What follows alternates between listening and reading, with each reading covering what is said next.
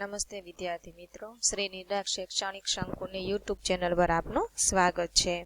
તો આજે આપણે ભણીશું મિત્રો પર્યાવરણ આસપાસ. બરાબર, તો ધોરણ છે 5, એમાંનું છે આસપાસ એટલે કે પર્યાવરણ. બરાબર, પ્રકરણ એમાંનું આપણે જોઈ રહ્યા છીએ. પ્રકરણ છે 6. પ્રકરણ 6 જળ એ જ જીવન. મિત્રો બરાબર, આપણને ખબર જ છે, હેડિંગ જ છે બરાબર, કે જળ એ જીવન. જળ એટલે મિત્રો પાણી. પાણી છે એ જ આપણું જીવન છે. જો મિત્રો પાણી ન હોય તો આપણે જીવી શકીએ નહીં. બરાબર, પાણી છે એ અમૂલ્ય સંપત્તિ છે. કદાચ પૈસા સંપત્તિ છે, પણ એ કદાચ ન હોય તો પણ આપણે પાણી પીને જી શકીએ, પણ જો પાણી ન હોય તો પૈસાથી આપણે જીવી શકતા નથી મિત્રો. બરાબર, એટલે જળ છે એ અમૂલ્ય સંપત્તિ એને કહેવામાં આવે છે. જો તમે જળનો બચાવ કરશો તો એ તમને જરૂર બચાવશે. એટલે મિત્રો હું તમને થોડુંક સેજ હાઇલાઇટ આપી દઉં છું કે પાણીને તમે વેફળતા નહીં. બરાબર, ખોટો પાણીનો બગાડ નહીં કરવાનો. ભલે ગમે એટલું પાણી હોય. તમને કદાચ મિત્રો યાદ ન હોય તો આપણા જે ગાંધી બાપુ છે રાષ્ટ્રપિતા, તો એ જ્યાં રહેતા હતા ત્યાં એમના ઘર આગળથી મિત્રો આખી સાબરમતી વહી જતી હતી. બરાબર, આખી નદી જતી હતી. તો પણ એક મોઢું ધોવા માટે માત્ર એક લોટાનો જ ઉપયોગ કરતા હતા, આખી નદી જતી હોવા છતાં. બરાબર, તો એ એવું વિચારતા હતા કે જેટલું પાણી જોઈએ એટલું જ આપણે ઉપયોગ કરવો જોઈએ, ખોટો પાણી વેડફવું જોઈએ નહીં. જો બરાબર, એમના આવા વિચારને લીધે આજે આપણે દેશ કેટલો આગળ છે મિત્રો. જો એ જ આવું વિચારતા હોય તો પછી આપણે પાણીને બચાવવું તો પડે ને મિત્રો. બરાબર, કોશિશ તો આપણે કરવાની જ છે. બરાબર, તો ખોટું પાણી વેફળવાનું નહીં. ક્યાંય નળ ટપકતો હોય, પાણી જાતું હોય કે ડોલ ભરાઈ ગઈ હોય તો આપણે જોતા હોઈએ તો આપણે શું કરી દેવાનું? બંધ કરી દેવાનું. બરાબર, ક્યાંક ભૂલથી નળ કોઈને ચાલુ રહી ગયો હોય, ભલે એ જાહેર સંપત્તિ હોય છતાં ઘણા એવું વિચારે કે આપણું ક્યાં પાણી બગડે છે, ભલે ને જાતું. ના મિત્રો, એવું ક્યારેય કરવાનું નહીં.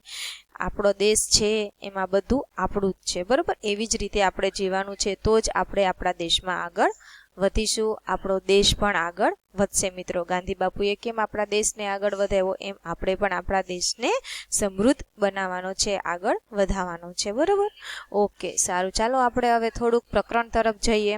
ઘણા વર્ષો પહેલા મિત્રો આ ચિત્ર ગઢસીસરનું છે. બરાબર, ગઢસીસર નામ છે. સરનો અર્થ તળાવ થાય છે. બરાબર, સરનો અર્થ સર એટલે કે સરોવર, તળાવ. જેસલમેરના રાજા ગઢસિંહે લગભગ 650 વર્ષ પહેલા લોકોની મદદથી તે બનાવ્યું હતું. શું કે છે મિત્રો કે આ ચિત્ર ગઢસિંહનું છે. જોવો અહીંયા ચિત્ર દેખાય છે તમને, આ ગઢસિંહનું છે. બરાબર, તો સરનો અર્થ મિત્રો શું થાય? ગઢસિંહ સર. તો આ જે સર છે, સર એટલે શું થાય મિત્ર? તળાવ થાય. જો જેસલમેરના રાજા ગઢસિંહ હતા, શું હતા? લગભગ 650 વર્ષ પહેલા લોકોની મદદથી તે બનાવ્યું હતું. ગઢસિંહે અને પછી ગઢસીસર એટલે કે સર એટલે તળાવ, એટલે રાજાના નામ ઉપરથી આ તળાવનું નામ પડી ગયું છે. તળાવની આજુબાજુ પગથિયાવાળા ઘાટ, શણગારેલી પરસાળ. જો આ પગથિયાવાળા ઘાટ, પરસાળ એટલે કે આ જે બધી આ શણગારેલું છે, આ બાજુનું છે, એને આપણે શું કહીશું મિત્રો? પડસાર કહીશું. મોટા ખંડ. બરોબર, પગથિયાવાળા ઘાટ, શણગારેલી પરસાળ, મોટા ખંડ, ઓરડાઓ અને બીજું ઘણું બધું છે. ક્યાં? તો કે આ જે ગઢસીસર છે એની આજુબાજુ. લોકો અહીં તહેવારો ઉજવવા તેમજ સંગીત અને નૃત્યના કાર્યક્રમ માણવા આવતા. બરાબર, શું કે છે? લોકો છે અહીં તહેવારો ઉજવવા અને સંગીત નૃત્યના કાર્યક્રમ માણવા આવતા હતા. ઘાટ પર આવેલી શાળામાં બાળકો ભણવા આવતા. ઘાટ પર અહીંયા શું આવેલી હતી? શાળા બાંધેલી હશે, તો ત્યાં બાળકો ત્યાં ભણવા આવતા હતા. તળાવ સૌનું હતું અને સૌ તેને ચોખ્ખું રાખવાની કાળજી લેતા હતા. એક વ્યક્તિનું નહોતું, બધાયનું હતું અને બધાય પણ તેને શું રાખતા હતા મિત્રો? ચોખ્ખું રાખતા હતા, બરાબર. તળાવમાં સંગ્રહ થયેલું વરસાદનું પાણી ઘણા માઇલ સુધી ફેલાતું હતું. શું કે છે? ઘણા માઇલ. માઇલ શું છે મિત્રો? એ લંબાઈનો એક એકમ જ છે, બરાબર. તો તળાવ જે વરસાદનું પાણી છે એ ઘણા માઇલ સુધી શું થતું હતું? ફેલાયેલું હતું. તે તળાવ એવી રીતે બનાવવામાં આવ્યું હતું કે જ્યારે તળાવ પાણીથી ભરાઈ જાય તો વધારાનું પાણી તેની નીચેની સપાટીએ બનાવેલા તળાવમાં જાય. જ્યારે તે પણ ભરાઈ જાય ત્યારે વધારાનું પાણી બીજા તળાવમાં ભરાતું. આ રીતે ક્રમશઃ 9 તળાવ ભરાતા. વરસાદનું આ પાણી આખું વર્ષ વપરાતું. આજે ગઢસીસરનો ઉપયોગ થતો નથી. તે 9 તળાવોની વચ્ચે ઘણી બધી ઇમારતો અને બહુમાળી મકાનો આવી ગયા છે. હવે આ તળાવમાં પાણી ભરાતું નથી. વરસાદનું પાણી વહી જાય છે અને વેડફાઈ જાય છે. મિત્રો, જો સરસ વાત કરી છે. શું કે છે કે આ જે ગઢસિંહ રાજા છે એને ગઢસીસર તળાવ બનાવ્યું હતું. તો આ તળાવની આજુબાજુ કે પરસાળમાં ઘણી બધી પગથિયા બનાવેલા, પછી રહેવા માટેના રૂમ, ઓરડા, ખંડ, નિશાળ બધું એને કર્યું હતું. પછી ખબર છે એને રચના કેવી કરી હતી? તો આ તળાવ છે એ ઘણા માઇલ સુધી ફેલાયેલું હતું અને એની રચના એવી હતી કે જ્યારે વરસાદનું પાણી આવે અને આની અંદર પાણી આખું ભરાઈ જાય, બરોબર. પાણી ભરાઈ જાય ત્યારે એની નીચે એક બીજું તળાવ હોય, ઈમાં પાણી જાય. ઈ તળાવ ભરાઈ જાય તો એના પછી એની નીચેનું તળાવ હોય. એવી રીતે ક્રમશઃ 9 તળાવ હતા મિત્રો. કેટલા તળાવ હતા? 9. કે જેથી કરીને વરસાદના પાણીનો શું થતો હતો મિત્રો? સંગ્રહ થતો હતો અને 12 માસ લોકો આ પાણી વાપરી શકતા હતા. એવી એની રચના કરી હતી. પરંતુ અત્યારે હવે આ ગઢસીસરનો ઉપયોગ થતો નથી, કેમ કે લોકોએ ત્યાં શું કરી નાખ્યા છે? બહુમાળી મકાનો કરી નાખ્યા છે, ઇમારતો કરી નાખી છે, બરોબર. તો હવે ત્યાં લોકો રહેવા માંડ્યા છે. તળાવ હવે શું થઈ ગયું છે? નાશ થઈ ગયું છે. અને પેલા જે વરસાદના પાણીનો સંગ્રહ થતો હતો એ હવે પાણીનો સંગ્રહ થતો નથી અને પાણી શું થઈ જાય છે મિત્રો? વેડફાઈ જાય છે. પણ આવું થવું જોઈએ નહીં મિત્રો, બરોબર. પાણીનો આપણે ઉપયોગ કરવો જોઈએ. જો એ તળાવ એમનામ રાખ્યું હોત, એમનામ લોકો વાપરતા હોત અને હજુ પણ એનો ઉપયોગ, તો આખું વરસ લોકો પાણી એનો ઉપયોગ કરી શકે. તળાવનું પાણી જે વેડફાઈ જાય છે એ વેડફાઈ જાય નહીં મિત્રો, બરોબર. ત્યારબાદ જોઈએ આપણે અલ-બિરુનીની નજરે, બરોબર. આ કોણ છે? અલ-બિરુનીની નજરે. શું કે છે આપણે જોઈએ કે હજારો વર્ષ પહેલા એક મુસાફર ભારતમાં આવ્યો હતો. અલ-બિરુનીની નજરે આપણો પોઈન્ટ છે કે હજારો વર્ષ પહેલા એક મુસાફર છે એ ભારતમાં આવ્યો હતો. તેનું નામ અલ-બિરુની હતું. શું કે છે? બીજા દેશમાંથી એક આવ્યો તો મુસાફર. ક્યાં આવ્યો તો? તો કે ભારતમાં આવ્યો તો અને એનું નામ શું હતું? તો કે અલ-બિરુની. તે હવે ઉઝબેકિસ્તાન કહેવાય છે, બરોબર. શું કે છે કે મુસાફર ભારતમાં આવ્યો હતો, તેનું નામ અલ-બિરુની હતું. તે જે જગ્યાએથી તે આવ્યો હતો તે હવે ઉઝબેકિસ્તાન કહેવાય છે. અલ-બિરુનીને જે જોયું તેની બારીકાઈથી અવલોકન કર્યું અને દરેક વિગત નોંધી. ભારતમાં આવ્યો તો એને શું કર્યું? બારીકાઈથી અવલોકન કર્યું અને વિગત નોંધી, બરોબર.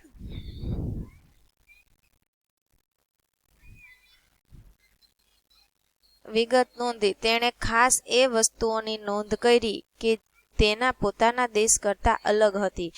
અહીં તે સમયના તળાવો વિશે તેણે જે લખ્યું તેનો કેટલોક ભાગ આપેલો છે, બરોબર.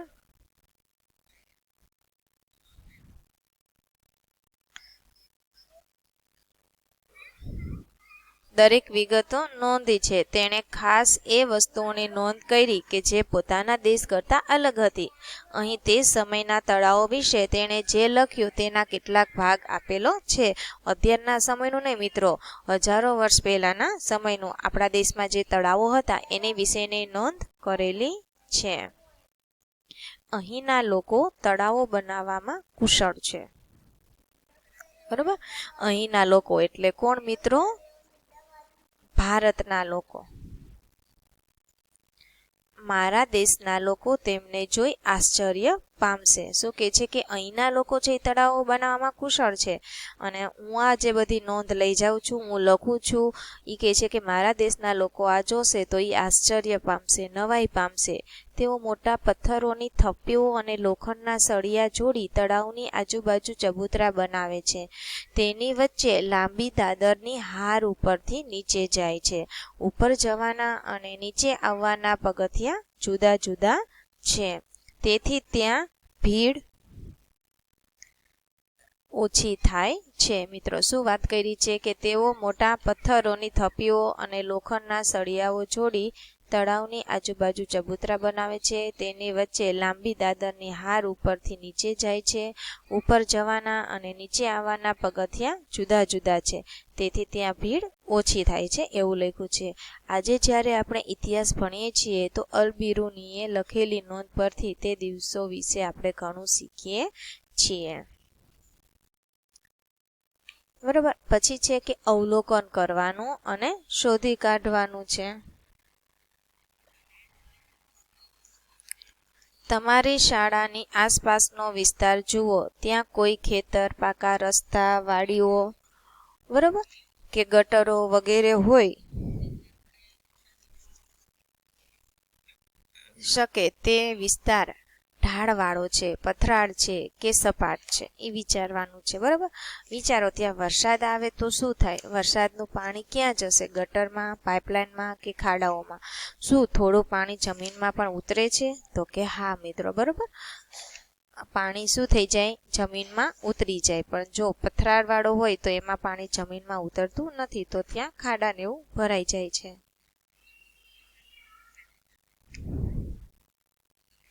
ઢાળવાળો જો વિસ્તાર હોય મિત્રો, બરાબર, તે વિસ્તાર ઢાળવાળો છે, પથરાળ છે કે સપાટ છે? ઢાળવાળો હોય તો બધું પાણી વયું જાય છે. પછી પથરાળ હોય તો પાણી છે એ જમીનમાં ઉતરતું નથી. અને જો સપાટ હોય તો ખાડા ખબોચિયા એવું બધું પાણી ભર્યું રહે. બરાબર. એટલે આવી રીતના થઈ શકે છે. વિચારો ત્યાં વરસાદ આવે તો શું થાય? વરસાદનું પાણી ક્યાં જશે? ગટરમાં, પાઇપલાઇનોમાં કે ખાડાઓમાં? બરોબર. પછી લે ટીપે ટીપે કે જેસલમેર ઉપરાંત રાજસ્થાન અને ગુજરાતમાં ઘણી જગ્યાઓએ ઓછો વરસાદ થાય છે. બરાબર. શું છે કે જેસલમેર ઉપરાંત રાજસ્થાન અને ગુજરાતમાં એવી ઘણી જગ્યા છે કે જ્યાં વરસાદ કેવો થાય છે મિત્રો? ઓછો થાય છે. તો અહીં આખા વર્ષ દરમિયાન ખૂબ જ ઓછો વરસાદ પડે છે. તો ક્યારેક તો એટલો પણ નથી આવતો. બરોબર. તો એ સ્થિતિમાં શું કરવું જોઈએ? તો પાણીનો મિત્ર શું કરવો જોઈએ? સંગ્રહ કરવો જોઈએ. જેથી કરીને આપણે જ્યારે પણ થોડો ઘણો વરસાદ આવે તો એ પાણીનો સંગ્રહ કરી અને આપણે પાણીનો ઉપયોગ કરી શકીએ. પછી છે આપણે બાળકોને કહી શકીએ કે અલ બિરુનીનું પુસ્તક આપણને ભૂતકાળ વિશે જાણવા કેવી રીતે ઉપયોગી છે. ઇતિહાસ જાણવાના બીજા સ્ત્રોતો વિશે આપણે ચર્ચા કરવાની છે, જેમ કે જૂની ઇમારતો છે, સિક્કા છે, ચિત્રો છે વગેરે. વિશ્વના નકશામાં બાળકોને ઉઝબેકિસ્તાન શોધવામાં એ લોકોને મદદ કરવાની. ઉઝબેકિસ્તાન છે એ બીજો દેશ છે. બરાબર. આ બધા શું છે? અલ બિરુનીએ જે પુસ્તક લખ્યું હતું તો આપણને શું છે? ઇતિહાસનો સ્ત્રોત છે કે જે આપણે ઇતિહાસની વાતો આપણે જાણી શકીએ છીએ.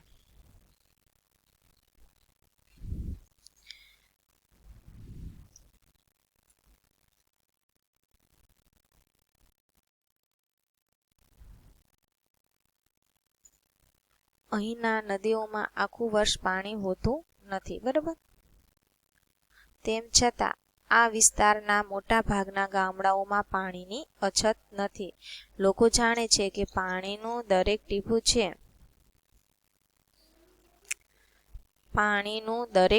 છે એ શું કરવાનું? નદીઓમાં આખું વર્ષ પાણી હોતું નથી. તેમ છતાં આખા વિસ્તારના મોટા ભાગના ગામડાઓમાં પાણીની અછત નથી. લોકો જાણે છે કે પાણીનું દરેક ટીપું કિંમતી છે. પાણીનો સંગ્રહ કરવા તળાવ અને ટાંકા બનાવવામાં આવે છે. પાણી દરેકની જરૂરિયાત છે મિત્ર. બરાબર. પાણી છે એ દરેકની શું છે? જરૂરિયાત છે. આથી પાણીના સંગ્રહ માટે સૌએ પ્રયત્ન કરવા જોઈએ. આ કામ વેપારી હોય કે મજૂર, કારીગર હોય કે ખેડૂત, દરેક સાથે મળીને કરવું જોઈએ. નદી તળાવમાંથી પાણી જમીનમાં ઉતરી કૂવા અને વાવ સુધી